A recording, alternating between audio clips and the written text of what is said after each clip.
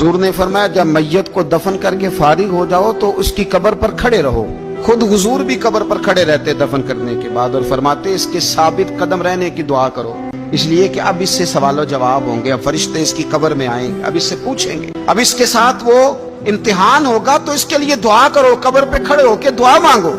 एक हदीस में फरमाया कि इतनी देर दुआ मांगो, इतनी देर दुआ मांगो कि जितनी देर ऊंट ज़िबा करके खाल उतार के गोश्त बना के, ऊंट ज़िबा करना सबसे ज्यादा मुश्किल है, ऊंट ज़िबा करके खाल उतार के गोश्त बना के बांट देते हो, इतनी देर मरने वाले की कब्र पे खड़े रह के दुआ मांगा करो, क्योंकि अब फरिश्ते आएंगे, सवालो जवाब होगा। मुसन्नफ अब्दुल रज़ाक में हदीस है कि एक बंदे को सिर्फ एक कोड़ा मारा गया था कब्र में, तो उसकी सारी कब्र में आग भड़क उठी। तो पूछता है कि ये एक कोड़ा मुझे क्यों मारा गया? तो उन्होंने कहा एक वजह तो ये थी कि तू पाकी पलीदी का ख्याल नहीं करता था, और दूसरी वजह ये थी कि एक दफा एक मजलूम ने तुझसे कहा था मेरी मदद कर, और तू मदद करने पे कादिर था, तेरे अंदर हिम्मत थी, पर तू उसकी मदद के लिए तैयार नहीं हुआ। वो हमारा मशहूर फिक्र है ना कि सानू की लगे पराई लड़ाई पुराई आग नू असी घर क्यों ले आइए। तो वो जो हमारा खास मामला है ना कि किसी की मदद नहीं करनी, वो हमें खराब करती है, हमारे हालात बिगड़ जाते हैं। मदद करने पे कादिर होते हैं पर किसी मजलूम की मदद, एक कोड़ा लगा तो पूरी कब्र में आग भड़क उठी।